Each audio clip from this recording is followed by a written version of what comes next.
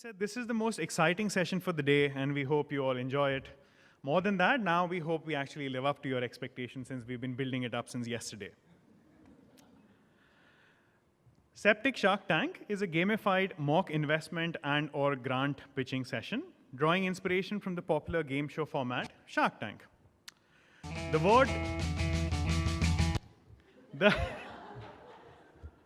Like I said, last-minute planning. The word mock being the operative word here. While there is no actual investment involved, the real value of the session is to have a platform to generate ideas as well as get feedback and inputs on the innovativeness and the scalability of these ideas. For the benefit of everyone in the room, I'll briefly go through the rules. There will be a 4-member panel of judges tasked with evaluating investment grant ideas in sanitation presented by our development partners. The partners will be representing their respective task forces. Going with the theme of the session, the 4 task forces are named the Bcc Alliance. Can we have an applause for that? Yes. Thank you. Thank you. The Bcc Alliance, the Tech Troopers. We actually had some of those speaking here. The Finance Federation. Sure, make the finance guys the evil ones. And the Gender Jedi Order. Oh, there you go. Each task force will be presenting up to 2 ideas today, covering A, disruptive innovation, and B, scale. The partners will have about 5 to 10 minutes to pitch both their ideas, followed by a 5-minute Q&A by the judges. Each judge will then deliberate and reward a consolidated score for all the ideas pitched on a scale of 1 to 10 to the presenters of that particular task force. The mean score of the 4 judges will be the task force's final score. The criteria for evaluation being readiness for investment, disruptiveness, scalability of the pitch, viability of the ecosystem to support the innovation. Yes, a lot of these are quite subjective parameters, so feel free to have fun with this.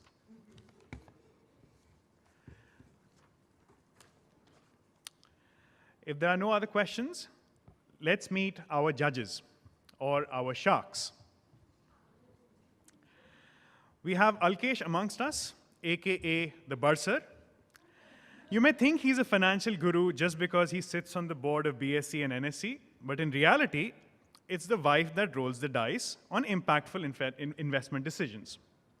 Jokes aside, he's lesser known for his work with the Bill and Melinda Gates Foundation, leading a group of portfolios, namely the agriculture development, water and sanitation and hygiene, and financial services for the poor and gender inequality. However, a disclaimer to the presenters, if he acts a bit conjuice today, rest assured we'll drop a text to his wife. May I please welcome Alkesh on the stage.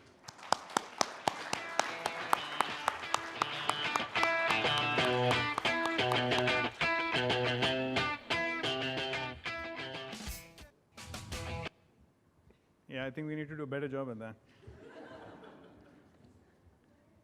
Welcome, Alkesh. You're excited about this? Great, yeah. Yeah, nice. You know, I don't watch TV, but the only show I've watched is Shark Tank. Oh, nice. Good to know. Well, it's always good to have a warm shark amongst us. I mean, you know, you don't look that threatening, especially with that wonderful red sweater of yours. I believe you're the only gentleman in this room in Delhi in this heat who's wearing a sweater. Just wanted to call it out. Let's move on. His real enemy is microscopic. He knows your bad hygiene habits and what's in your medicine cabinet. Nitish is Reckitt Benckiser India's managing director and has worked to bring behavioral change in health and hygiene practices through R&B's Banega Swachh India program that has reached out to more than 8.1 million people in India by working closely at the grassroots level. Nitish has also worked with partners across the sanitation space to create a hygiene index to support the government in monitoring the hygiene status of their cities and identify areas that need improvement. You'll see him with some glycerine or gloves laced with antihistamine. Say hi to Mr. Clean. May I please have Nitish on the stage?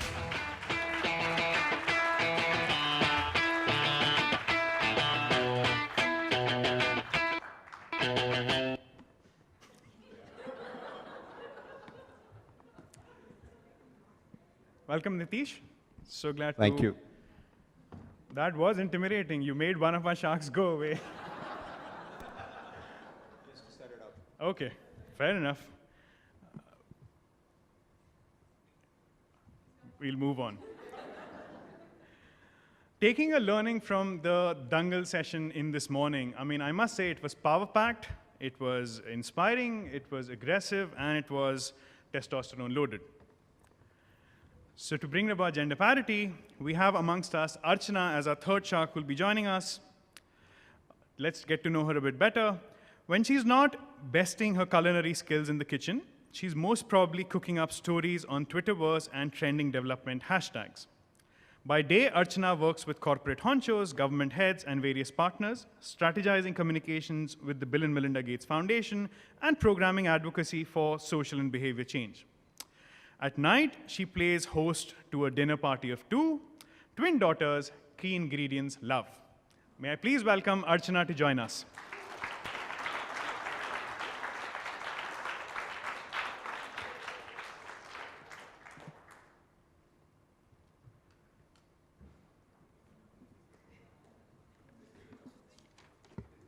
We decided to do away with the music. Moving on, I would like to invite our last shark or last judge for the panel, our very own Deval, the Maverick. He swapped apple pie for the sweet taste of surti dal when he left his job in Wall Street to come to India. Since 1999, he has used his financial skills to assist philanthropists with intelligent investment strategies that have resulted in over $58 million being directed to Indian social sector. In 2010, he initiated the Dasra Giving Circle, which is India's largest collaborative giving platform. A loud round of applause for Deval.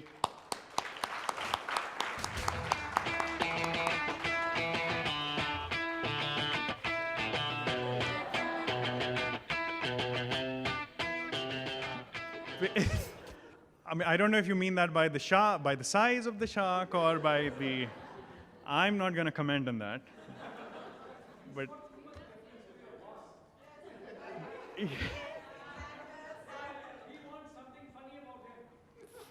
Fair enough, fair enough. But at least, you know, we got the music roll right this time, so clearly you know why. But no, it's great to have Deval here. I mean, Deval bhai, all good? All good? That's... Fair enough, fair enough. No, but I just had a piece of advice, Deval. I mean, point appa ma kanjusi nahi karta. That's pretty much what I could string together in your native language. As you would know, Deval is actually very good at his Gujarati. I'm sometimes surprised to hear him speak in Gujarati in his American accent. So I believe some of the presenters today can use that in their advantage. Feel free to make your pitch in Gujarati. Great. Now that we have our judges on the panel, we would like to quickly begin with our pitches for the day. First up, we have the Bcc Alliance. May I please call upon Ankur and Manli to join us on the stage and move forward with their presentations.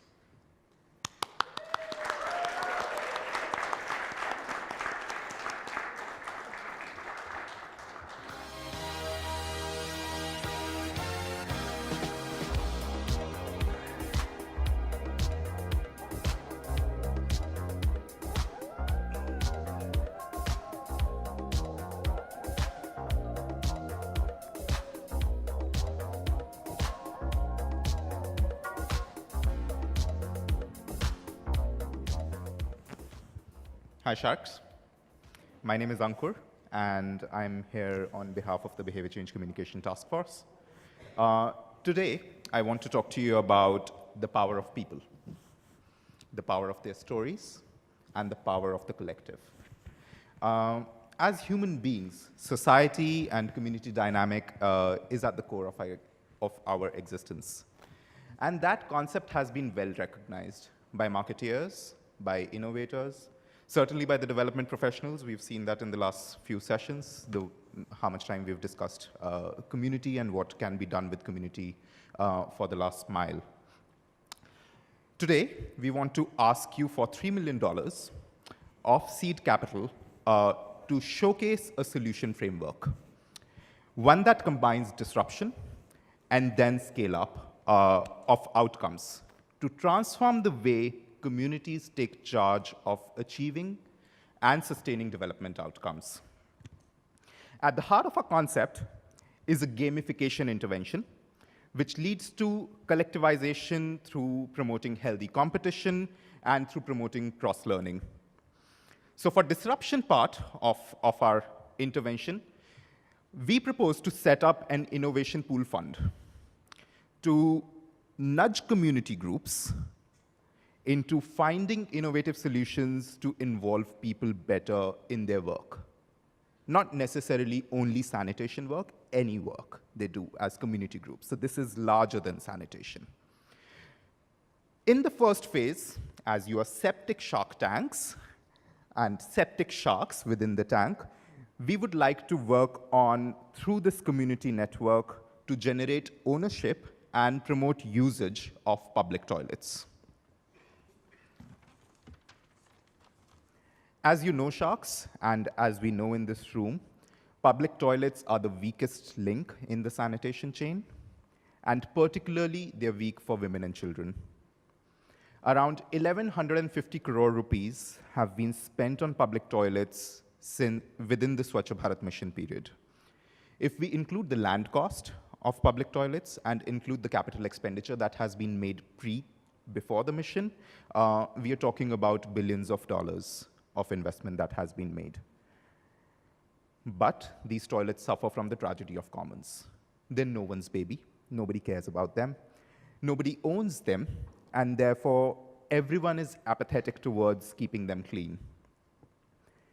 These problems are big, and these problems definitely require community-led solutions for them to be dealt with. So what we want to do is that we want to provide an innovation pool fund through which we give initial seed capital of 5 lakh rupees to each of the community groups. These community groups could be your self-help groups. These could be your resident welfare associations or market associations. These could be a social enterprise, or these could be groups of mothers or parents, as we've discussed. So the definition of community is wide. We don't want to limit ourselves. In addition to just providing them the money, we want to provide them training and hand-holding support on collectivization techniques from around the world, so as to bring them to a level playing field. We want to strengthen them while nudging them to innovate.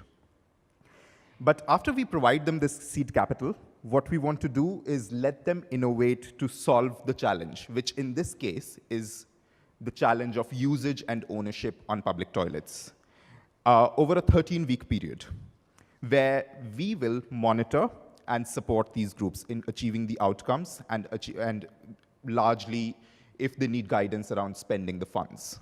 So we don't just leave them and do whatever they want to do. If they need us, we're there. And these solutions can be very wide. So they can be novel user-centered, user-led business models to make public toilets work. These could be building unique value propositions for public toilets. So the canvas is wide, and we want to work with what works for the community and what community thinks works for them to be able to scale that up and bring out that innovation. Through this journey of 13 weeks, we incentivize disruption. So we say that if a group is doing gender transformational disruption, and if they're really using innovative inclusion techniques in the way they are implementing their work, then we provide them an extra reward. Let's say another 5 lakh rupees, 500,000 rupees, and to deliver the change they want to deliver during those 13 weeks.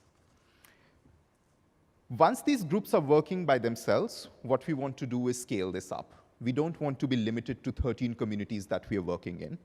And we'll use the power of media and communication to show the journeys of these 13 groups and positive deviant solutions that are emerging from these 13 groups to the rest of the country.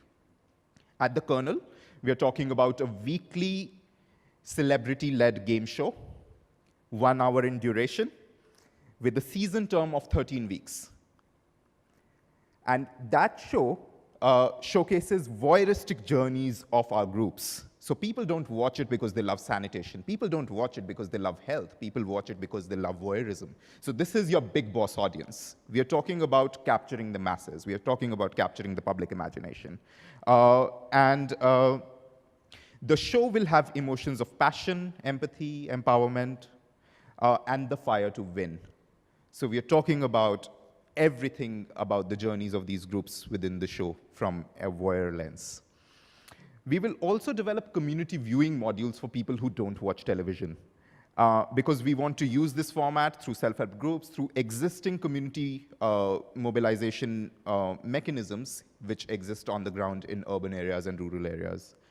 We want to take this format, we want to pilot this format on sanitation, but we want to take it beyond sanitation. We want to take it beyond sanitation, we want to take it beyond rural, urban, because it captures the power of the collective and showcases that power to the people.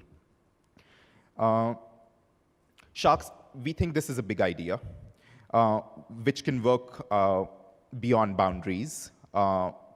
It doesn't necessarily need to clash. We are cognizant that people are working with communities already. We are cognizant that people are working on social and behavior change communication already. It doesn't clash with any of them. It provides an enabling ecosystem. It provides a magnifier lens to whatever is happening already. So we are asking for 3 million from you. The total cost of the first season is 15 million. Your 3 million will be used to fund the community level disruption. So that includes selecting, training, and hand-holding community groups. It will include production of the 13-part, 1-hour-long show, edits for community viewing, and evaluation of the program. We will raise other 12 million of the 15. For the innovation pool fund capital, we'll raise money through CSR. For the reward money, for the final winner of the show, we'll do corporate partnerships. For TV broadcast, we'll secure airtime from broadcast partners. And for community-level viewing, we'll work with existing government structures and existing community-level structures to be able to just use the content and deliver in whatever sort of geographies they're working in. Sharks, we believe this is a commerciable idea once proven. Therefore, in addition to your money, we need your networks, and we need your advice to help us scale the program in the next phases. We believe the program can be a game changer in both using behavior change science and in using behavior change communication to help unlock the potential of millions of more people in this country while solving an impending crisis and effectively utilizing billions of dollars of public money that have been spent on these infrastructure. We believe we can have a win-win partnership. Which of you sharks is willing to partner in this much needed, long overdue crime? Thank you.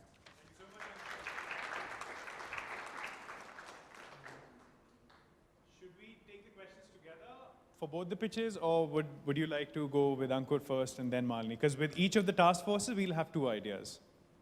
Probably one at a time. Okay, fair enough. One at a time.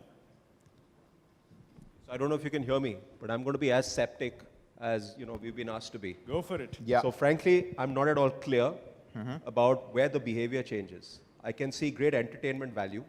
I can see a commercial proposition.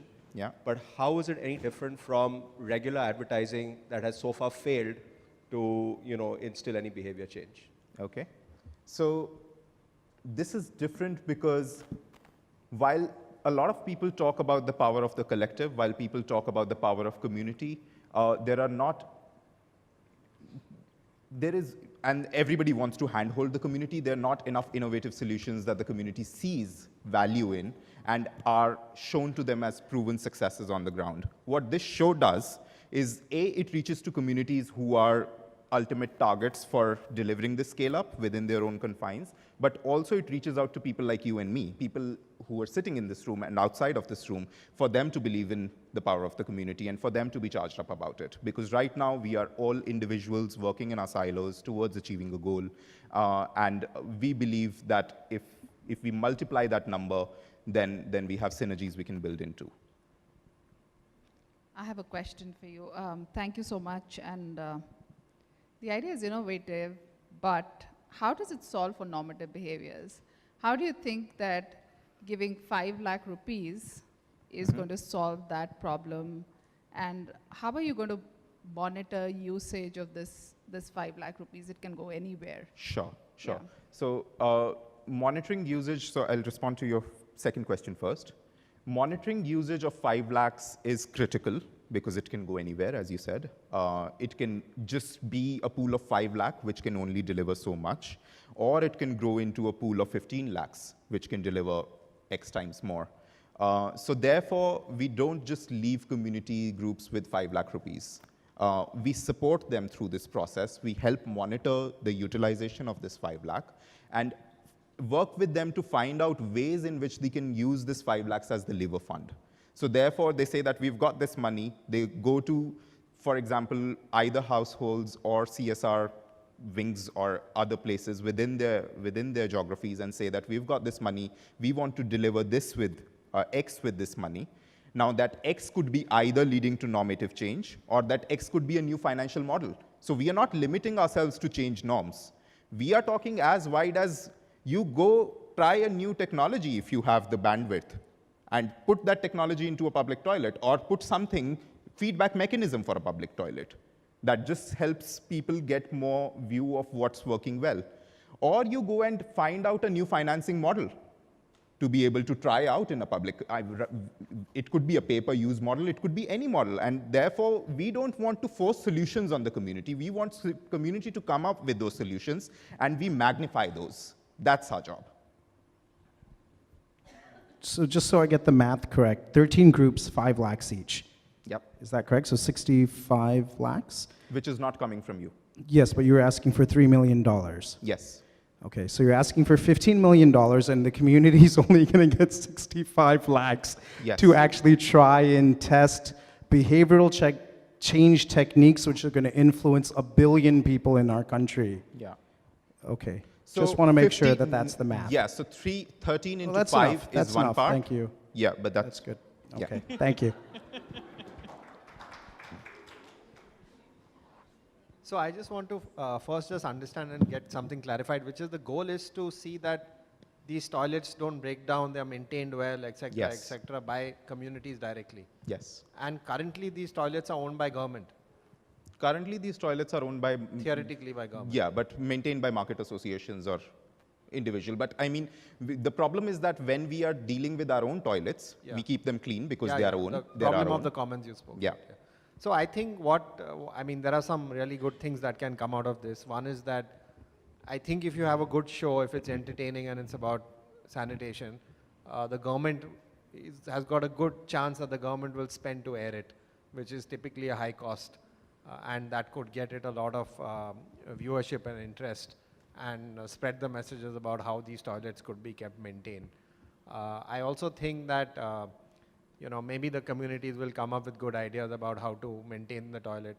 And is the goal that the toilets are used by the community in and around there, or is it is it public or community toilets or both? No, it's public and community toilets. So the aim is the communities use it. So I think maybe, out of your 13 groups, there'll be some good models. I think there's one missing part, which is how to get government on board to take some of these ideas and get it implemented, because conceptually the government owns all these thousands of toilets.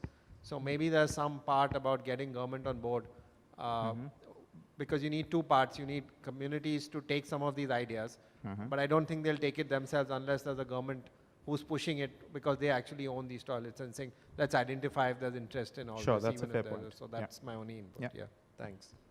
Thank you so much, judges. Thank you, Ankur. We'll have our next presentation from the BCC Alliance present.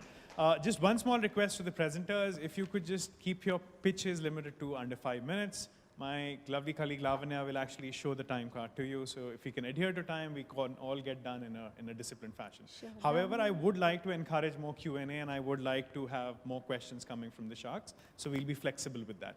Sure, Please go thank ahead. you. Yeah. Lavanya, just give me a signal at 3 minutes. Thank you. So good afternoon.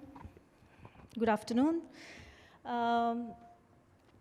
My slide is up there for you to read a little bit while I'm speaking, and I'll request the sharks at appropriate time to turn around and, there it's there, okay. So the context is like this. Government of India has been spending crores of rupees year after year on promoting Swachh Bharat Mission, on creating different campaigns to bring in behavioral change. Unfortunately, the campaigns themselves are based on information that is gathered from anecdotal experiences. There's absolutely no mechanism available with the Government of India to measure the impact of any one of the campaigns that it runs.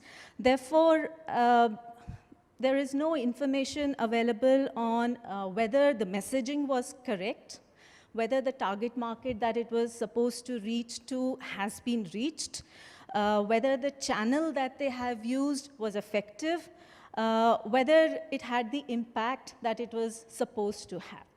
Now, given this, any organization which runs a marketing communication campaign for Government of India would typically complete the campaign and then do an impact assessment study where the lead time would, at a good situation would be 3 to 6 months, and at a poor situation would never happen, which is what the current situation is. So the idea here is to really come up with a tool for assessing the impact of campaigns on a real-time basis. So the pitch really is concurrent evaluation. So the idea is, while the campaign is being implemented, can we have a mechanism to gather feedback, just the way we got polls today?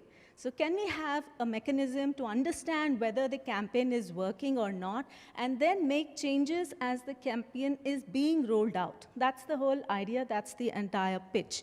So what are the key features? The key features are that you measure impact. It's a mobile-based technology that you implement. You have real-time data analysis, so you can see whatever is the results are. There are standard questions developed for different campaign objectives. The objective could run from awareness to any specific change in a particular community. It could be in terms of, was any action initiated as a result of the campaign? The questions, although there are standard questions which are developed for each of the campaign objectives, the questions could be made customizable, should be made customizable. There should be language options given. This particular mobile-based technology has been developed and tested in Andhra Pradesh, where the Swachh Andhra Corporation was running its campaign, and it wanted to know the effectiveness.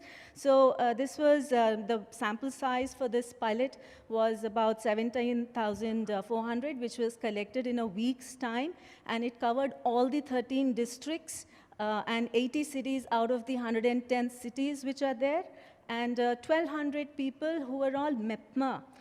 We are all belonging to the government organizations. They were involved in this process. It was a very participative process, both in terms of getting citizen feedback and also in terms of actually who is conducting. So there's ownership on the part of the state.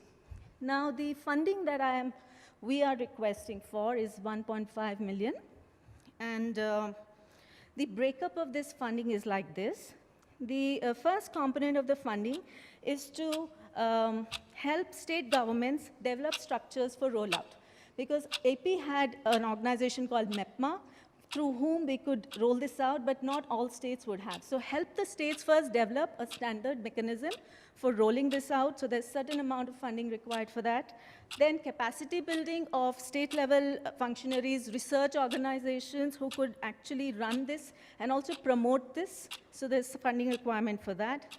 Funding requirement for developing the app. Funding requirement for centralized integrated web portal to be able to view this. And a data analysis dashboard. So that's the pitch.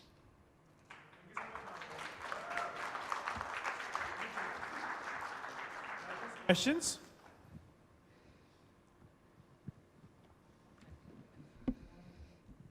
Thank you. I like the idea.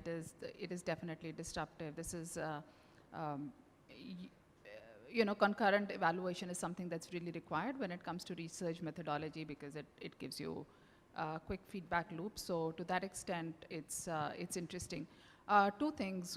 Who is going to implement it? Who are the audiences? How do you ensure that the self-reporting is correct? How do you ensure accuracy of this data that's coming in? So all those research-led questions. So as I said, this was piloted in AP. Now, Andhra Pradesh has a corporation called Swachh Andhra Corporation, which runs all the IEC campaigns for the state. For all the cities, it's a nodal organization which runs it.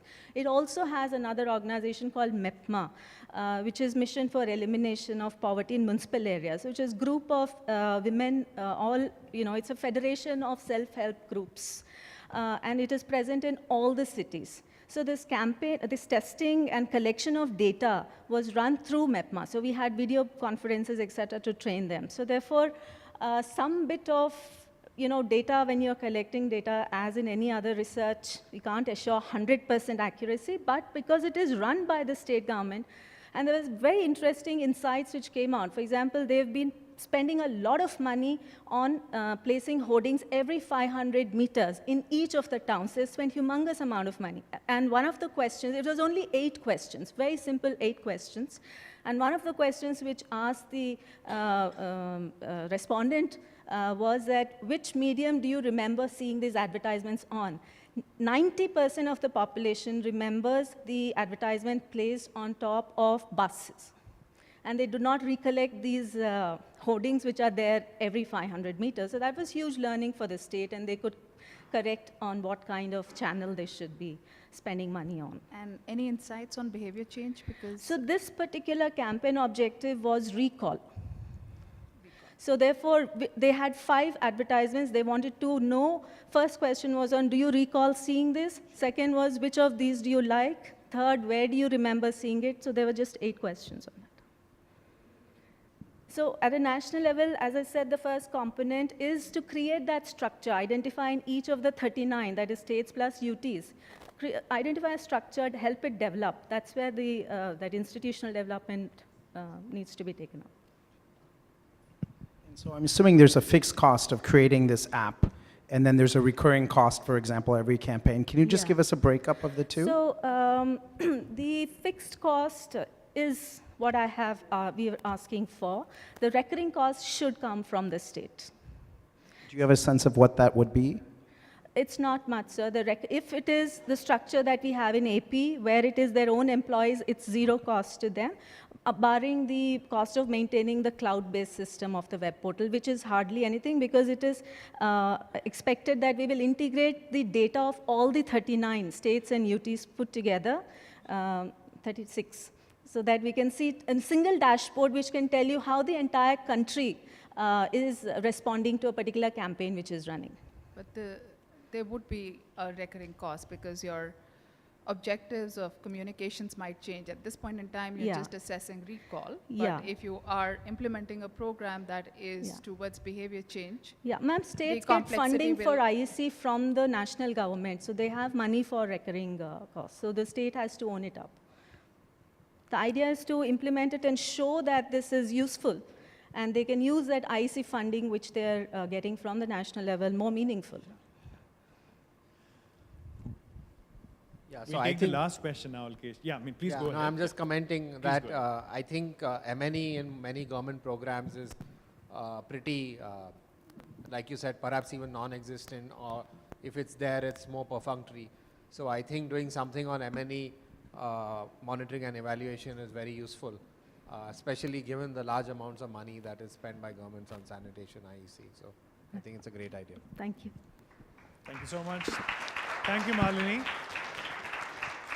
And now we get to scoring. So judges, may I please request you to have a look at your Google Forms and just give it a score. Where are the BCC Alliance members in the crowd? Can I see some hands? Clearly you're like spread apart. Oh, yeah, there they are. Yeah. Nice. Good. What did you think about the pitches? I mean, it was representative, right? Like the pitches of your own team. Yes. Show some enthusiasm, that'll be nice. Nice, thank you. Just to make things a little more interesting, we have a small twist. We're upping the ante, and the audience also get to poll on this. So may I please request you all to access your APM apps There's a section where you can choose to vote. Again, on the menu, if you click on Newsfeed, it'll take you to a page where you can click on the voting button. We can actually demonstrate the cumulative scores from the judges as well as the audience right now. So let's fire up your apps and check the live polling section. In the meantime, we'll also accumulate the scores from the judges. Are we all done? Have you hit the submit button? Fantastic. Manvi, do we have the scores, please? Let's have a look.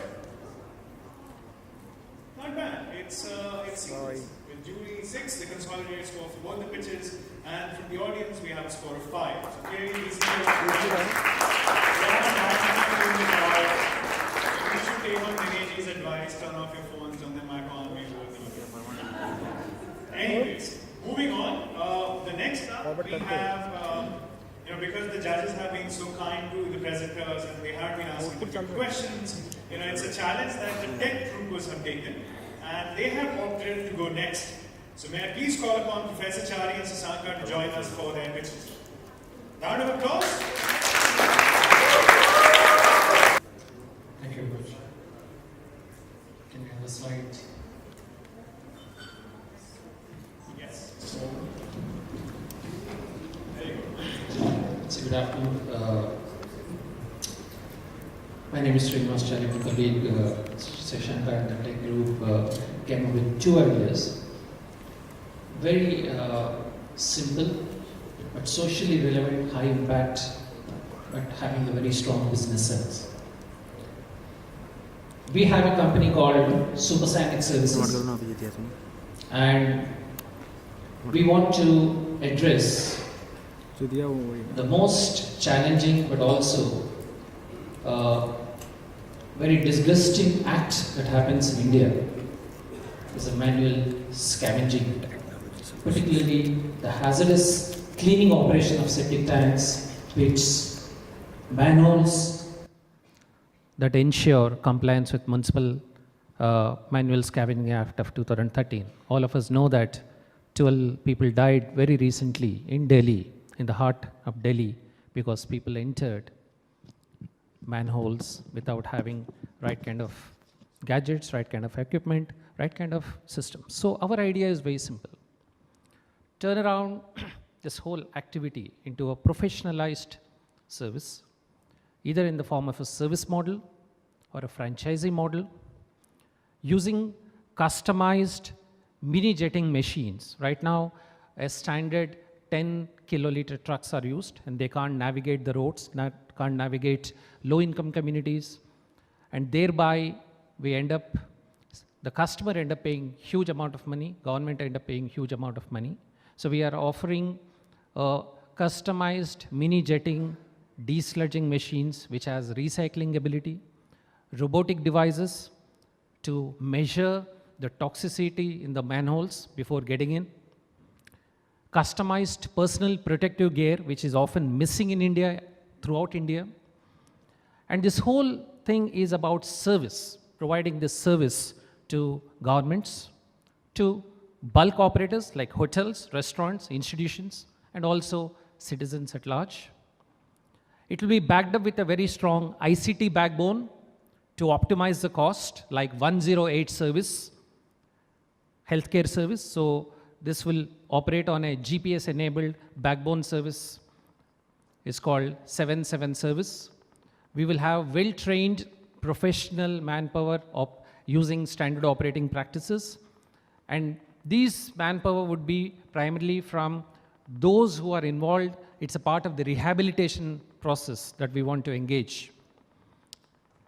To begin with, we want to step into Delhi, and I would be happy to inform you that today's newspaper, Lieutenant Governor LG as well as Chief Minister came together, and they have asked to set up a deadline for eliminating the so-called manual desludging operations in Delhi, and directed that the whole Delhi should move to mechanized operation. So this is perfectly timed. They said a roadmap of 6 months. We can easily step up our activity in less than 3 months because the solutions are already available. It's a question of integration, turn it around into a service, and engage with Delhi Jal Board, engage with the government to convert into through a Swiss challenge package or even otherwise to run this service for Delhi to begin with. We are asking for 20 crores, not as a grant. We are asking 20 crores to begin with 50 trucks, ICT backbone of 2 crores, and operation and maintenance of 8 crores. We would offer you 10% equity in the company, or if it is a debt, we will offer you 25%. We offer you a rate of return of 25%. Our model is scalable, it's disruptive. Our immediate priority, once we stabilize in Delhi in 3 months, to start with 75 metropolitan cities. It's so scalable, but we are not going to invest. We are going to use National Urban Livelihood Mission, which offers at a rate of 7% interest rate, interest subsidized package for, as a part of the rehabilitation program, as part of poverty reduction program to entrepreneurs. So we are going to integrate them into this package. So we did not buy trucks, but we want to demonstrate in Delhi, but immediately scale up and link it with NULM to create franchisee model across the country to begin with 75 metropolitan cities and 100 smart cities. We have a clear timeline of 3 years to scale up, but in Delhi we want to start in the next 3 months because the technology is readily available. Now, quickly, what are the benefits? The benefits to the customer, it will bring down the cost. Instead of going for a huge, expensive, technology-driven vehicles, we are going to customize it. From government, it's going to reduce the cost, it's going to cut down, and also this whole sector would get professionalized. It requires human touch, and that's what this proposal is all about. So to sum up, basically we want to make India free of manual scavenging. Thank you very much. Thank you, Professor Chari. Questions?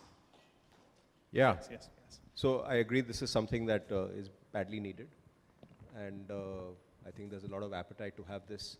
I just want to understand a few things. Why is your solution better than what is already available? You said solutions are already available. Maybe I'm not very clear about that. I have a couple of questions.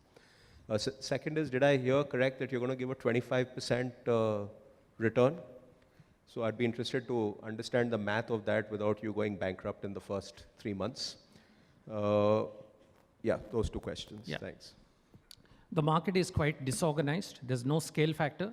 The different individuals buy a truck, operate the service, and they hire manpower at the rate of 3,000 rupees a month who gets into this, as you can see. So the whole idea is to professionalize through an integrated approach and get their salaries to 15,000 a month a minimum. They don't even get minimum wages. That's a benefit. So instead of having a informal, disorganized, we're going to bring in professionalized approach to the sector, which happens in rest of the world. Now, with regard to the return on investment, we have given 2 options for you sharks. Number 1, you can buy 10% equity. We can give you 10% equity. We have done this valuation. We have professionals who have done this exercise for us. Quite a few of us are Ashoka Fellows. I myself is a senior Ashoka Fellow. We have run this business of social enterprises. So we did the maths. We have the numbers. And it's quite a profitable machine. Because each desludging that Delhi Jal Board pays is about 5,000 rupees a trip. 5,000 rupees a trip. So we have the numbers at the backup. So I still didn't get what your technology is that's different from a truck that has a pump and that desludges, 1. 2, I thought many private truckers do this for 1,500, 2,000 rupees, 1,000 rupees. It just depends on each trucker. And 3, if you want to pay more, I would have thought your cost will go up, not down, and you'll make more of a loss than anything. Yeah, it's very simple. We're not just doing household desludging activity which operates at 1,500 rupees to 2,000 rupees. We're talking about desludging of manholes that we saw. is a little hazardous activity. It requires technology interface. And that's why people die. And it's not about mortality, it's also morbidity, health costs. So the idea is not just about going to a household. So the customization is important because the lanes are narrow. The customization, and we don't need a 10-liter truck, a 10-kiloliter truck. We need much more compact truck, as I shown you in the picture. It's about 2-liter capacity truck, which goes into it. And also there are a lot of pit latrines built all over Delhi. And none of these trucks can navigate and desludge. And that overflows into the drain, overflows into the communities, causing health problems. So it cuts down the cost, and that saving we want to pass on to the employees. So what is the cost of this truck that you're proposing? The cost of truck is actually, a big truck cost about 25 lakhs. This truck is already procured in Hyderabad. In fact, this is one of the very popular initiatives that we have got associated. It's about 10 lakhs, which has all these gadgets of measurement devices.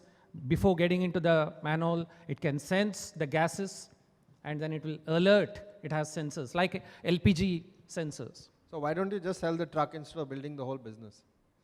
It's very simple.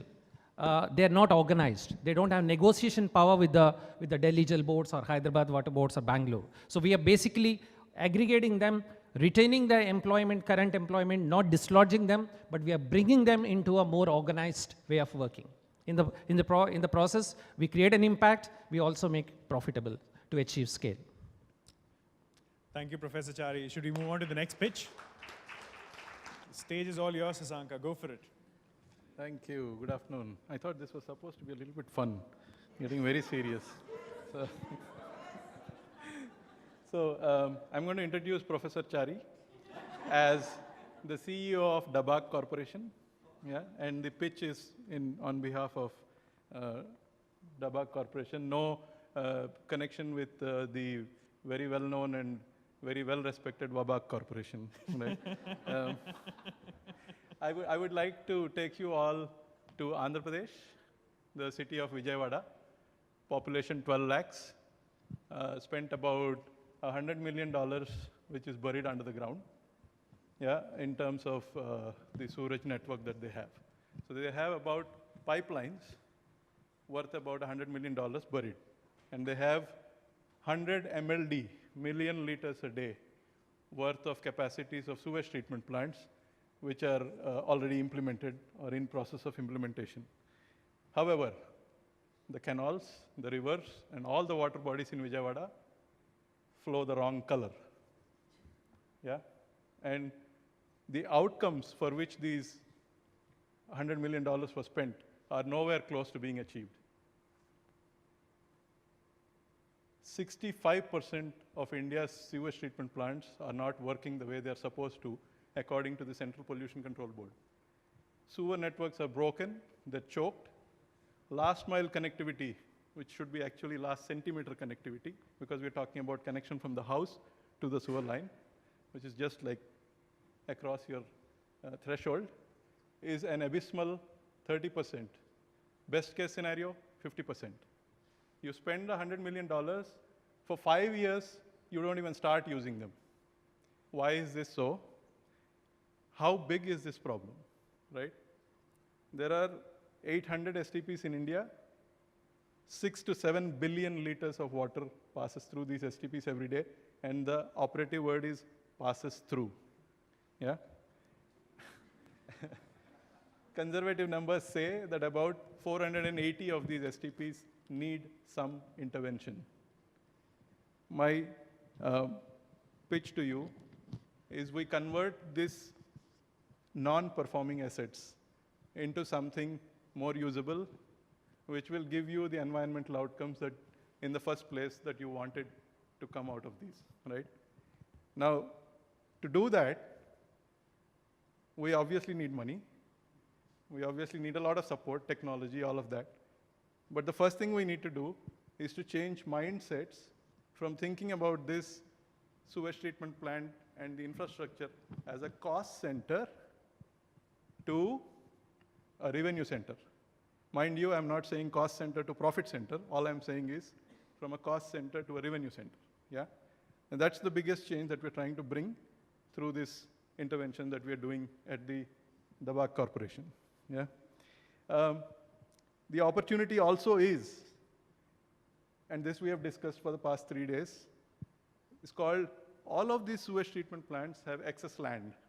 They have a lot of land that is part of the gated compounded wall, but which is not being used. So we can integrate fecal sludge management treatment into that. We can, in some cases, also bring in organic solid waste in the town and treat it right at the same place, right? My plan and what I want to do through our corporation is put together a crack team of technologists, go to the most chronic of these sewage treatment plants, assess them, come up with a customized plan which technology enables us to do, which will cut down the operating cost by 40%. This is possible today. Yeah? Bring a customized business model where you generate some revenue. And the numbers we project say, at even 10 rupees a kiloliter for the treated water, you can pull back your money in 4 years at nominal costs. Yeah? So the idea is you fix the STP, do a long-term O&M plan, do a business model, and thus make sure these things become sustainable and the environmental outcomes are assured. Going back to Vijayawada, 100 MLD, we're asking for 40 crores. Current OPEX is 15 crores per year. We'd cut it down to about 10 crores per year. Savings in cost is 5 crores. Revenues per kiloliter, net revenues, 10 rupees, payback about 4 years. Please give us 40 crores. We'll clean these cities. Thank you. Thank you, Sasanka. Judges, over to you. What we're trying to do Illustration, yes. is change the white elephant to a green elephant. Can you show it here? Yeah, white and the green. Yeah. It's the white elephant. Yeah, white elephant. Look how happy that elephant looks. Thank you. Sasanka, whose drawing was that? The elephant one? Our friend there. Oh, Santosh. Right. Thank you, Santosh. Yes. Please, judges, over to you. Thank you so much. A very, very interesting idea. So 2 things come to my mind. One is, what are the barriers to implementing such a program right now? Why is it not happening? And what's the time horizon that you're talking about? So why is it not happening right now? Because sewage treatment plant, sanitation-related infrastructure is seen as an infrastructure play rather than as an outcome-related play.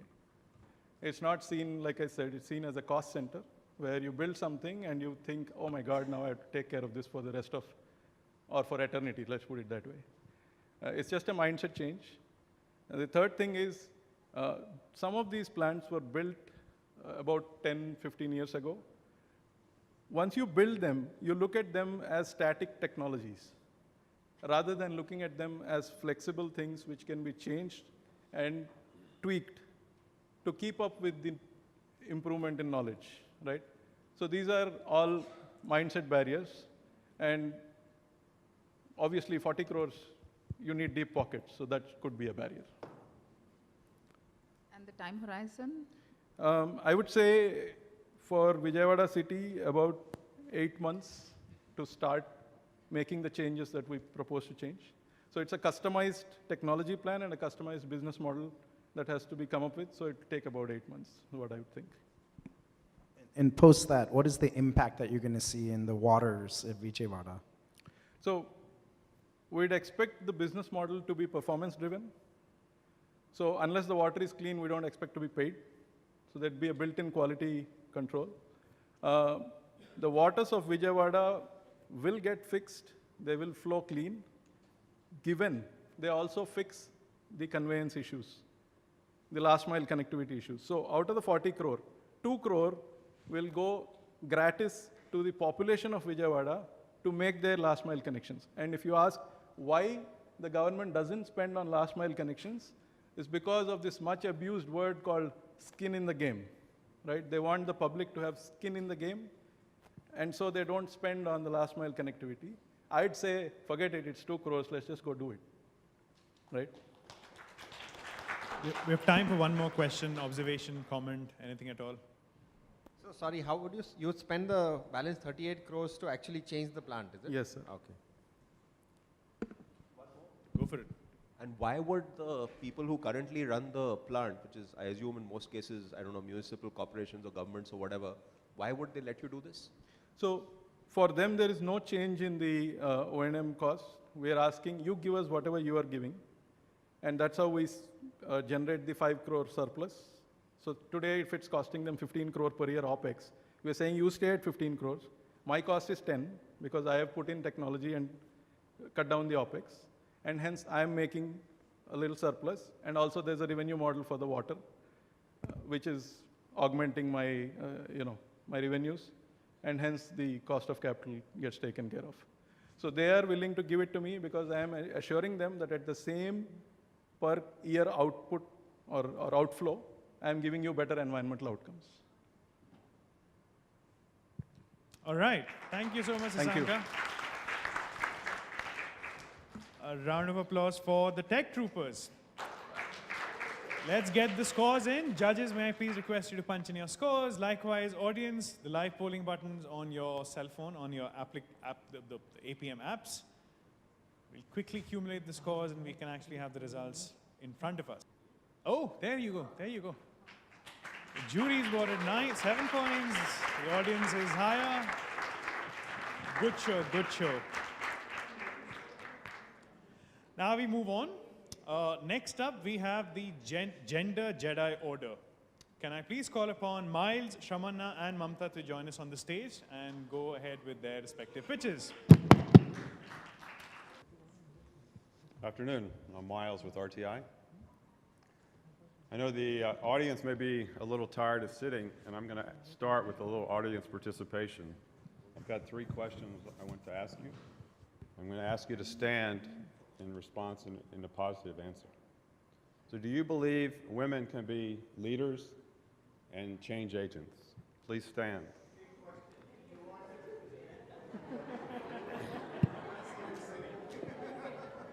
Who's sitting? Who's sitting? Who's sitting?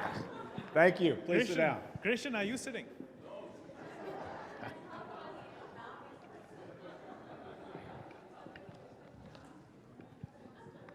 So my second question is, do you believe women can be entrepreneurs?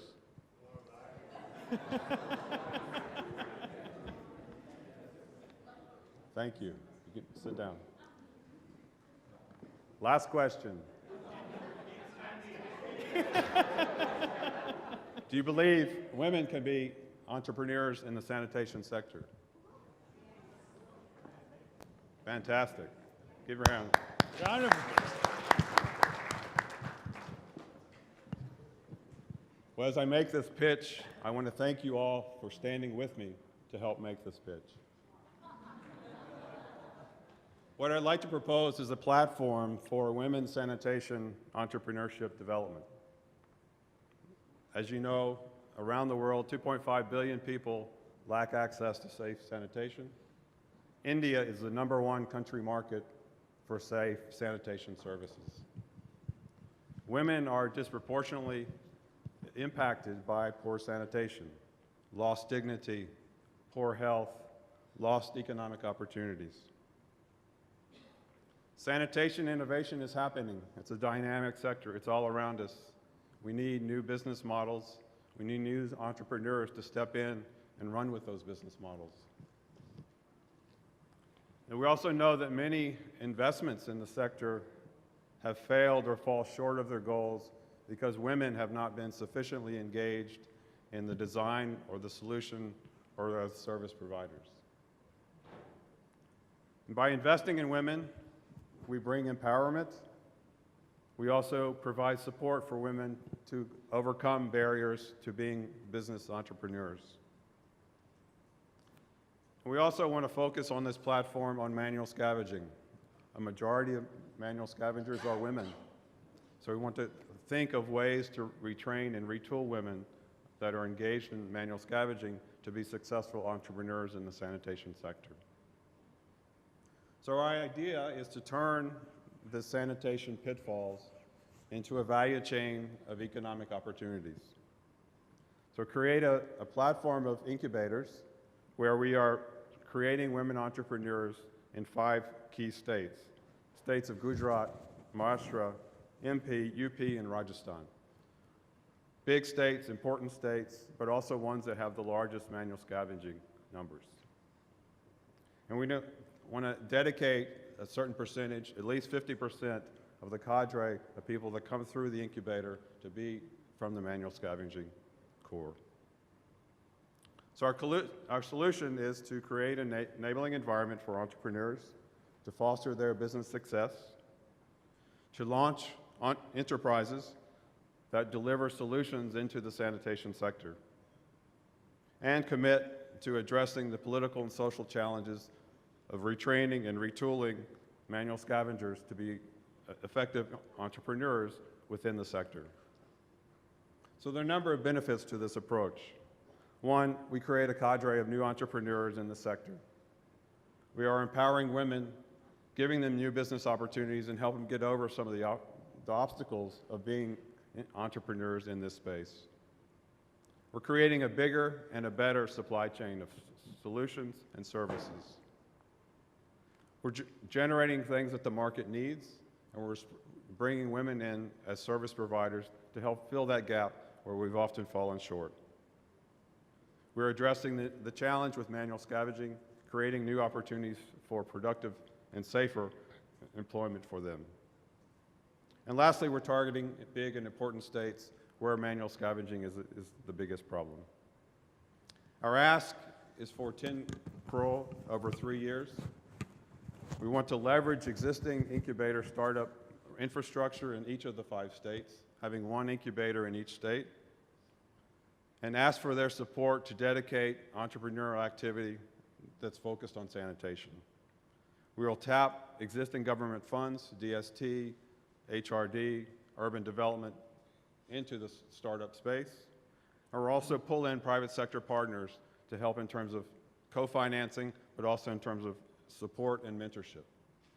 Thank you. Thank you, Miles. Judges? I'll go first. And I'm going to ask you 2 questions. And if you agree with them, please sit down, like you made the audience stand up.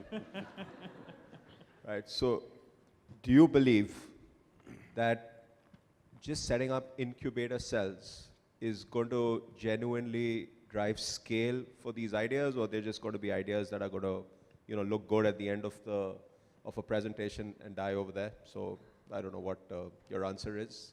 I'll let you answer that later. And the other is, what is so unique about this idea? Has it never happened before? So yes, I do believe creating model incubators is a way to go to scale. This intervention and investment is around about going to scale. And I think the important innovation or change in this approach is dedicated to sanitation sector and dedicated to addressing entrepreneurial opportunities for manual scavenging. How many women are you looking to support? What's the average investment size, and what do you expect from the private sector? So we're setting out a goal of a minimum of 500 enterprises started, so basically 100 per state, which is perhaps maybe a small number, but we want them to be quality startups and ones that succeed. So we want to be sure that those early ones are nurtured and they can be a model for others, and we can set up a model that other states could also copy. The private sector investment could be varied. Again, it could be dependent on state linkages and what assets are there, but it could be in terms of co-financing and sponsoring training, but also serving as mentors. They also could be investment partners. If no one else is going to, why 5 states and not just 1? Given the cost I'm assuming will go up significantly to have 5 hubs. Well, I think there's pretty good infrastructure and incubators and startups across the states, so that model itself is not new. So we're building on existing infrastructure to allow us to do 5 and not just 1, but also trying to go after scale in terms of where manual scavenging is at its worst. All right, thank you, Miles. Shravanna, can we quickly have you go next? Yes, thank you.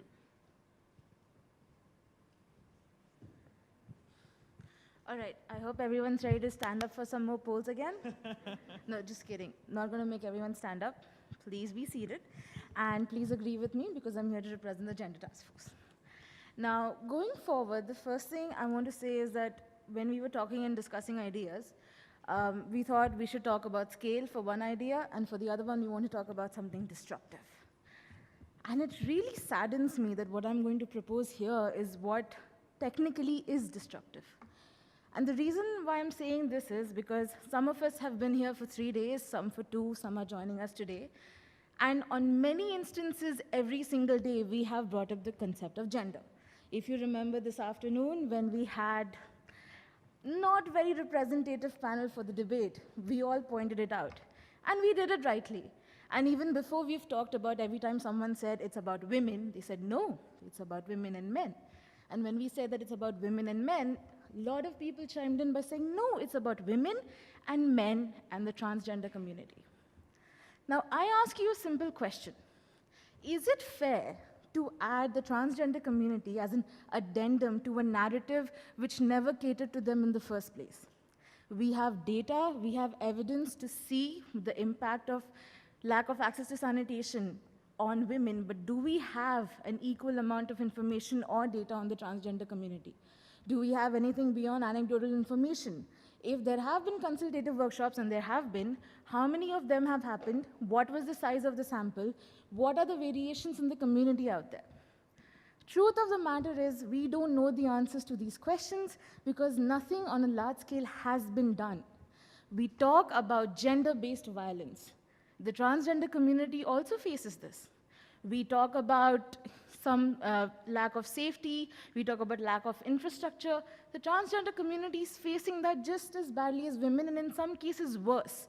This is a group of people that is being denied housing, a group of people that is being denied jobs, a group of people that is denied basic acceptance in the society. So my question is, what is being done to ensure the inclusiveness that we are all trying to propagate here today?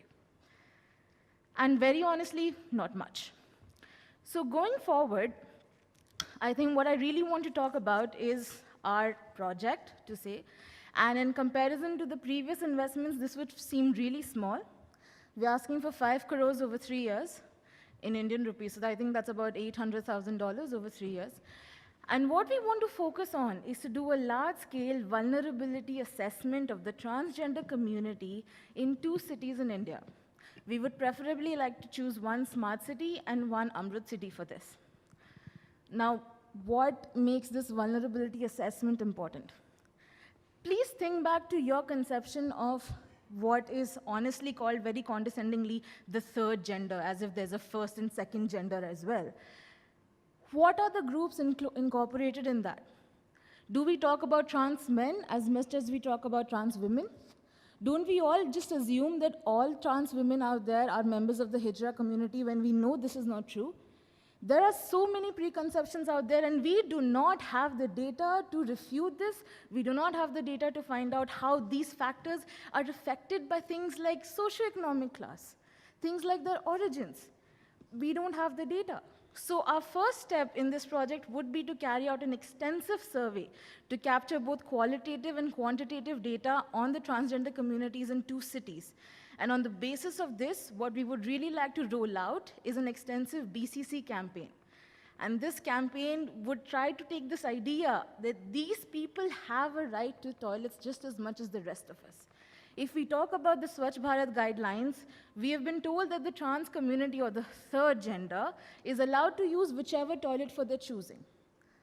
Is that a safe option? Do you think that that's a right option? Do you think it's an option that takes into considerations the needs and the demands and the safety, the importance of safety for this community? Is it so easy for one of them to just walk into the men's toilet or the women's toilet and not face some kind of prejudice, and in worst case, violence and threats? So we really need to start an awareness campaign. Let it be about sanitation, but let us humanize a group of humans in this country, a group of humans that is both very visible when it comes to humor, when it comes to exploitation, and very invisible when it comes to their actual issues and their actual problems. In the 3rd year of this project, we'd like to test out 2 pilot community and public toilets. As I had touched on before, there is a huge problem of housing for trans communities. They have to pay as much as 600 rupees per day to live on the rooftops of houses. They don't have access to individual toilets in many instances. Again, I can't give you the number because I don't have the number. Just 1 minute. So all that said and done, the third year would mostly focus on starting on two pilot community and public toilets. And this would be a way to measure the impact of the BCC campaign that has happened. We are hoping that the knowledge from the survey that is done in the first year, as well as the heavy-handed BCC campaign that starts off in the second year, is enough to start some change by the third year, which we would like to monitor going forward. It's not a big plea, but we think that it's an extremely important one, and we hope you support us for this, because if I'm not wrong, the foundation puts it as all lives have equal value, right? And given that, we are also cognizant of the fact that all lives do not face equal disadvantages, they do not face equal discrimination. So if we have to bring everyone to the same level, same quality of life, I think this is something we need to invest in. Thank you. Thank you, Shravanna, for this powerful, powerful social appeal. Thank you so much. And an excellent example of convergence right here. I mean, we clearly have learnings coming in, trickling in from yesterday. Judges, over to you. So I think it's a great idea. I'm just not sure that you need to spend so much time in defining the problem. You already seem to have a very good idea of what you need to do. Why not move much more quickly to behavior change and actually implementing some of the consequences of that? So we were planning on starting the behavior change maybe some in the later part of the first year into the second, mostly because we want to have that time to also capture the invisible groups within trans communities, because not everyone is out, not everyone is open, as you will, and to reach those networks, there are so many networks out there, and we only see the people who make themselves seen. We see the Hijra community most and foremost, but there are other parts of this entire group that need to be identified, I think. So perhaps a little more attention to how deep we can go into this community is quite important at this regard. I don't have a question, just a compliment that it's a wonderful idea and much needed study. I think it's an investment that's Thank you. required. Thank you. Any other questions? Question, are there examples of behavioral change that has been effective in other parts that can be replicated here? I don't know in large scale if there have been, but we do know for a fact that, for example, our partner, a task force member, CFAR, have been working extensively with the trans community in many parts of the country, and they've had positive results, and they've also empowered the trans community to quite an extent in these cities. So there has been work done, but I think it's about time we start off on a larger scale with a larger group of people and target a larger community. All right. Thank you, Shravanna. Thank you so much. A round of applause for Miles and Shravanna for making us stand up and sit down. May I please request everyone to cast their scores now. Audience, with your apps, if you're having problems with the apps, just raise your hands and one of the Dastra people will come and approach you. Where are the gender Jedis though? In the room? Can I see a show of hands? Not bad, not bad. So far, a good representation of the gender Jedis in the room.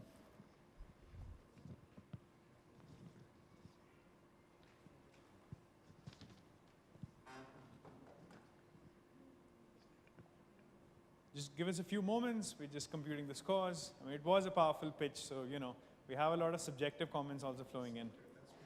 So we have to filter some of that out, make it more scientific, make it more mathematical.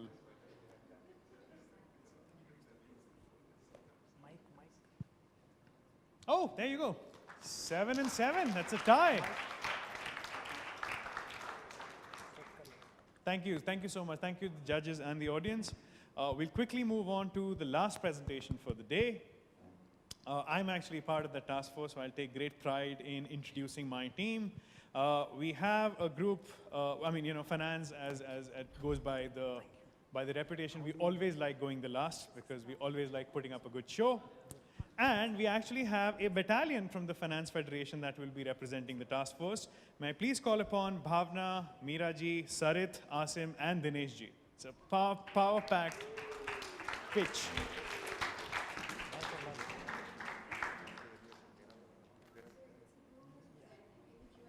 Okay. So it's the two of these guys presenting. Our advisors, actually. And that we have advisors, found okay, out. so we have a board of, and I'm going to allow that. We have a board of advisors, so Meeraji, Dineshji, and Sarit, they are the advisors, they're in the room. Can I just see hands so that the panelists know where you guys are? Sarit is behind, right there. Okay, fair enough, cool. Okay, cool. Go for it, Asim. Great. Good evening, Shaz. Good evening, everyone. I'm not going to stick to the formal presentation standing there. I like to stand here and talk. So as the fate has decided that we are the last ones, but last but not the least and the most important, finance. So, okay, fine. So my game is Bond. Sorry, not that one. It's the DI bond, the Development Impact Bond. And to the sharks, today I'm going to present about the Development Impact Bond idea for sanitation. So moving on, our focus state will be Maharashtra because we have been working there for last 10 years now and we have a government MOU with them, so we are inside the government to work with them. So that's the conducive environment that we work with them.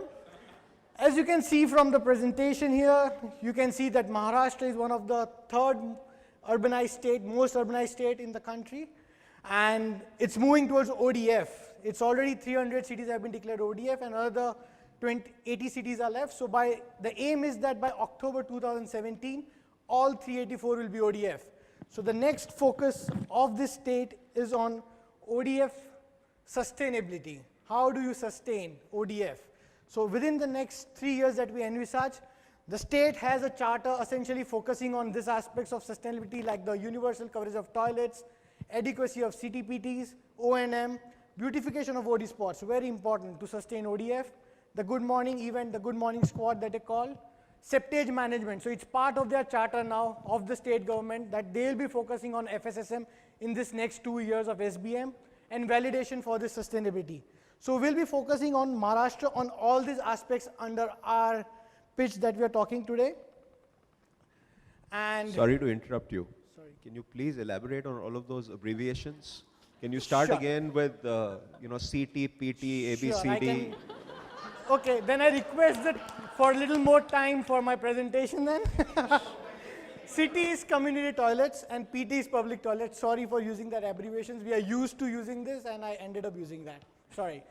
So the OD is the open defecation spots, the OD spots that we call. So what is our idea essentially? We want to do a development impact bond for sanitation. We understand it's a relative new idea, but we think it's a scalable idea and it can turn the tables very quickly. So what will the whole process, who will be the stakeholders? I'll spend more time on this. We'll have the investors, essentially the social impact investors. We know of an example, UBS Optimus, that has invested in sanitation, for school sanitation essentially, who will be giving the working capital to a service provider. That service provider is going to attain the outcomes that the whole project has envisaged. So this will be more of an outcome-based funding that we are talking about. The service provider could be anybody. Like in Maharashtra, we have AILSG that has a strong hold in the state as well as in other states of the country. So we would definitely like to work with them as a service provider to help us attain the outcomes that we envisage for ODF sustainability.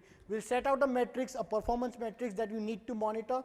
There will of course be an outcome evaluator who will assess whether the outcomes that have been envisaged are attained or not. They can be like Instiglo, and similarly, once they have an outcome report that is outside, there is an outcome pair where I'm asking money from you all. You are the guys that you are expecting this money to come from, and we also promise that apart from what you are giving, we'll mobilize 30% of the money from the state as well. Because this state is one of the progressive states that has this framework of looking beyond toilets, and they have committed their public funds for it also.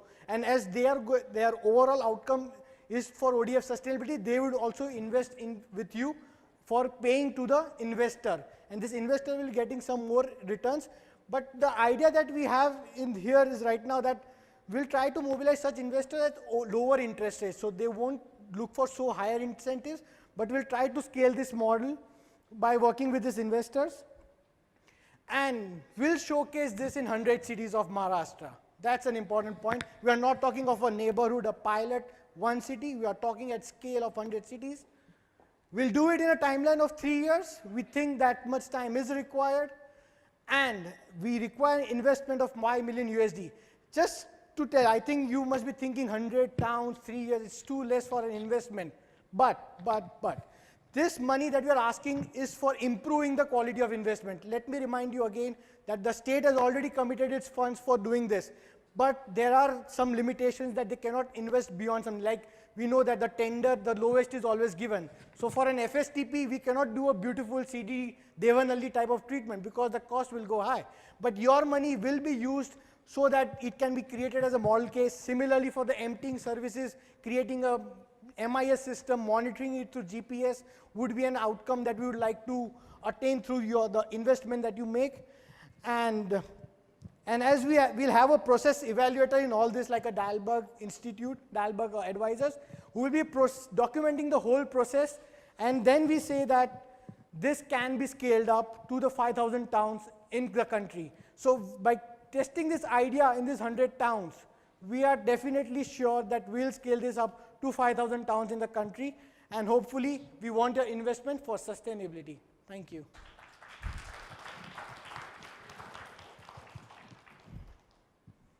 So I would have thought to get these outcomes, you need hundreds of millions of dollars.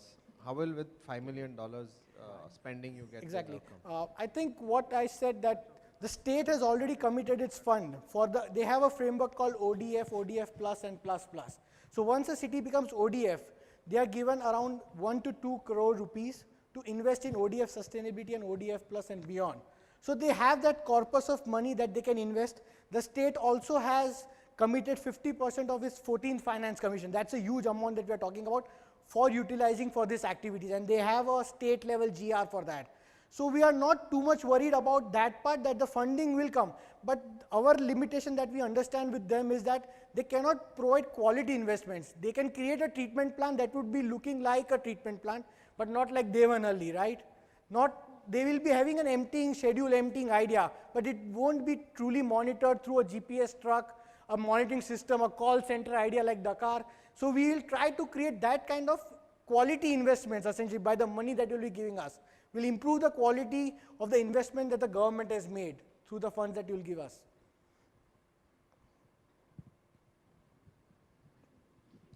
With data being a big piece, and I guess the Maharashtra government, for example, is Mumbai ODF? It has been declared. Okay. By the MOUD. Let me put it that way also. Not the state only, yeah.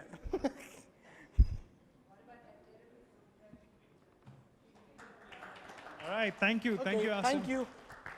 Bhavna would like to go next.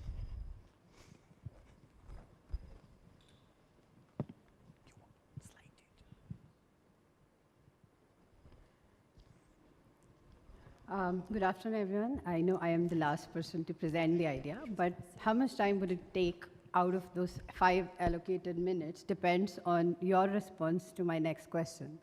How many of you are familiar with Bitcoins? Just show of hand is good enough. Bitcoins. You are, right? So as part of the finance task force, the next idea we would talk about is shitcoins. What we want to create is, currency of future for sanitation. The way you're familiar with Bitcoins, I don't really have to go in detail, but just to give you an idea, if I am a household, I go to a retail shop, I can use the Bitcoins, shitcoins rather. I'm so not, used to using the term, but hopefully we should become familiar with shitcoins. I use the shitcoins, which is a digital sanitation money available to me. I will tell you how it accrues, but I go to the retail shop. I use the shitcoins, buy sanitary napkins. I can buy soaps. I can buy cesspool operating services. I use those points, the currency available in a digitized format. I avail the services. Similarly, the whole intent of creating shitcoins is to digitize the future of sanitation currency, use it for multiple services. The intent is to promote good sanitation practices, which could include scheduled desludging at a household level, which could include use of MHM products. You buy them, use them. Similarly, while the points are accruing, you get in retailers, cesspool operators, community and public toilet operators to accept the money. And the idea that we're proposing, given the requirement, the mobile penetration, this particular idea is going to be a cross-section of technology, financial inclusion, and mobile platform. What we want is, we want to do away with the demonetization that has happened. If we can create a controlled pilot to demonstrate the impact of shitcoins, the intent is, say, it's an idea from the future. Going forward, we want to do away with the exchange of money for sanitation-related activities. What we're talking about is, I should be able to get sanitation-related services as well as promote the good practices using shitcoins, which are available in a digitized format. In case of implementing it, what we're looking at is ULB becoming the unit. They should be able to take out money from Swachh Bharat, SPM, IEC, capacity building, et cetera, available. What we need, investment, is to create that IT platform, to do the controlled investments in the community engagement. What we understand is providing incentives is not very effective. What you need is creating peer pressure. This particular concept would inculcate both. What we're doing is, at a household level, while there are some good practices followed, which is self-assessment on that online platform, which I check in. Okay, I have segregated the waste at household level. I have done the scheduled desludging, etc. There is a peer review process also available. Similarly, the ULB at its level does the M&E. So there is a 3-level process. At the ULB interface, you have an online access available to track what exactly is the scoring, the index that's happening in terms of good sanitation practices. All of that is convertible. Because it's an idea, I don't know the conversion factor, but say 100 shitcoins convertible to X amount of money, which can be accessed by service providers, household, as an incentive, as well as exchange of money for conversion. That is what the whole idea is about in terms of, if you ask me the scalability. Once we prove the pilot, it could take about 6 to 12 months. Once we've proved it, we've defined the protocols, we know how it would work, I can't even imagine the scale it can go to. In terms of investment, what we need investment is to create an incentive fund, which could pretty much come from what Asim mentioned about development impact bond. Bringing in money from the Government of India schemes, pooling it together, providing it at the ULB level, and then creating sort of more of an ecosystem of households, retailers, service providers together to ensure this systematic exchange of money is happening. What we need is investment in IT platform, mobile applications, to create the processes, to do a community engagement so that these processes are taking place at household. It is taking place at a defined mohalla level, at a ward level, rolling up to a ULB level. That's what we want to do as a pilot in next 6 to 12 months. The kind of investment includes the infrastructure creation, IEC activity, as well as creating that seed capital, corpus capital for the pool fund, somewhere in between $1 to $2 million. But I think it requires more deliberation in terms of what all would it take to really implement it. But scalability and disruption, I think, definitely something which we could look at.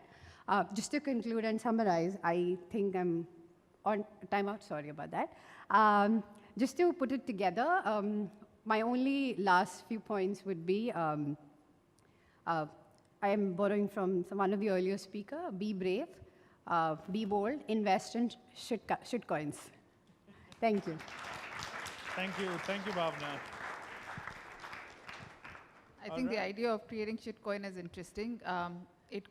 It definitely catches fancy, but I'm just wondering, why would anybody prefer shitcoins over money as incentive, which still flows as subsidies or other incentives that you can purchase, and it's money in hand? No, but shitcoins are also convertible. That's why I said, right? While otherwise you can exchange, and the whole idea of shitcoins is creating an incentive mechanism in a digitized way to promote good sanitation practices. While you can pretty much exchange money, which is currently happening, right? But what is happening? People are still not segregating waste at source. People are not still using cesspool scheduled desludging. What we want to do is, while this is happening, if you lay on top of that an incentive mechanism, which could, look at in a more futuristic, holistic way that how people can be interested in good sanitation practices. That is what the intent is, but you do it in a more scalable, holistic, in a more technology-driven way.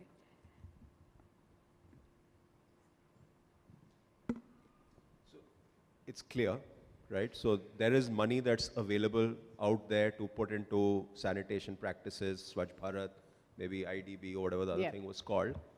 Some of this money is going to be used as interesting incentive for people to adopt practices through this cool thing called shit coins, right? And of course, shit coins is eventually tradable as currency, right? So I get that. How sustainable is the pool of money that people are going to be willing to, say, let's take some of this money out and treat it as incentive? Do you really see this sustainable for more than, like a fashionable period of time of 6 months, 12 months, or do you think this is sustainable in the long term? Think about it, right? So I create a pool of money which is reinvested at the ULB level, and it is not to substitute the exchange of money. It is to create incentive. Say if I am a household, I honestly don't care after a point, because if my house is clean, what happens outside, it doesn't bother me. General behavior. What we're trying to do is create a reason for them to go beyond the current behavior. Say, for example, yesterday someone mentioned about the rating that you get on Uber. As a service provider, as someone at a household level. If I really look at it, how does it impact me? It is an incentive for me to modify the behavior that I demonstrate at one point in time. Similarly, if there is a way for me to convert those points available, it's over and above what I'm getting extra. The whole philosophy of getting that extra is fascinating. And we think that as part of changing the whole narrative about incentives, you actually try and see how the flow of money happens, at least within the current context of sanitation. How can you bring in all parts together and see if it can really work out? All right. Thank you. Thank you, Bhavna. Time to punch in our scores. May I request the audience to quickly fire up their apps and do the audience poll. Likewise, judges, may I request you to please punch in your scores. Jury 5, audience 7. A round of applause nonetheless. I'm part of that task force.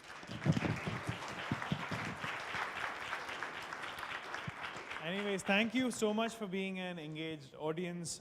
This was a new format. Apologies for the glitches, but the idea was to just have some fun and, of course, brainstorm around some of these ideas, half-baked or fully proven. We did get to test out the water with the infamous septic sharks. I would like to thank the judges for their time and patience. And all the brave task force presenters who jumped feet first on hearing the opportunity. Thank you so much, guys.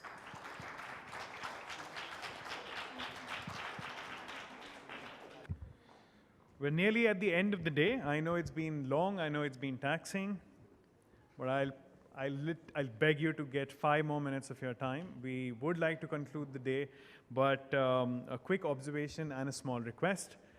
If we could take the next few minutes to just use your apps and give us feedback on what your experience has been these past few days. Because all of you have been so engaging, when we did tally the number of feedback forms we've received on the app yesterday, we got a grand total of 4. So I'm not allowing any one of you to go, and we're not going to close the day till the time I have a few feedback forms from you. So please, let's use the next few minutes to do it. That's a humble request. Also, since... sorry?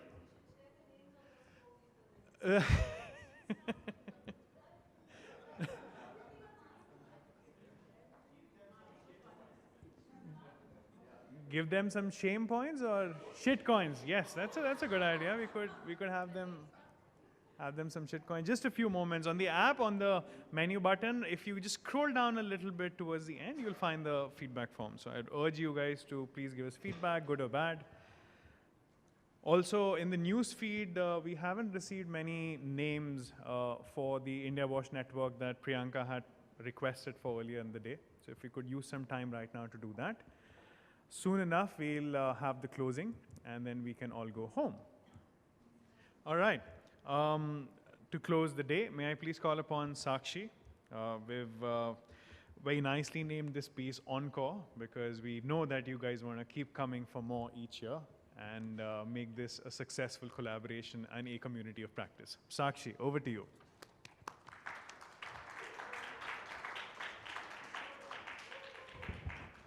I cannot believe this is the closing session. 3 days? Oh my God. Okay. You were supposed to see a great video, but instead you get me. The Dasra team, as notorious as they are, especially may I call upon the meanie here, has set me up again because I am the one holding you up from your exciting Friday evening plans, I'm assuming. I think it's their way of getting back at the BMGF team in some shape or form because they have been putting a lot of blood, sweat, and hard work into this. So I get it, I get it. They're probably relieved that this is ending, but little do they know that we have only just begun. We're going from 5 to 5,000 cities, a target which is so ambitious and outrageous, but that is what is needed, and that's how we'll roll. The day today has been quite exciting and enriching. We've enjoyed every minute of it. The discussions at the panel, the debate, guys. Like, did you have fun? And of course, the Septic Shark Tank panel. We've heard some very interesting ideas. And all of this collective thinking that we've all participated with will go into our strategy and our planning over the next 3 and 5 years. On behalf of the foundation, I wish to thank Dasra for being such a proactive partner. Well, you can take a bow, guys. You can take a bow. Their energy is infectious, and they have been great partners in moving this agenda of collaboration forward. We also know and realize they lean heavily on you, and we are very, very grateful for all the support that you have given to them. So a round of applause for all of you.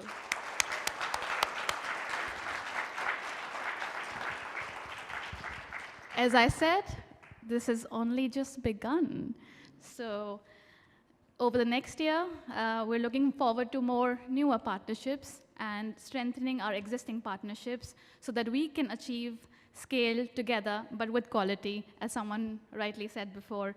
Thank you very much. I hope you enjoyed the day, and till we meet next time. Take care.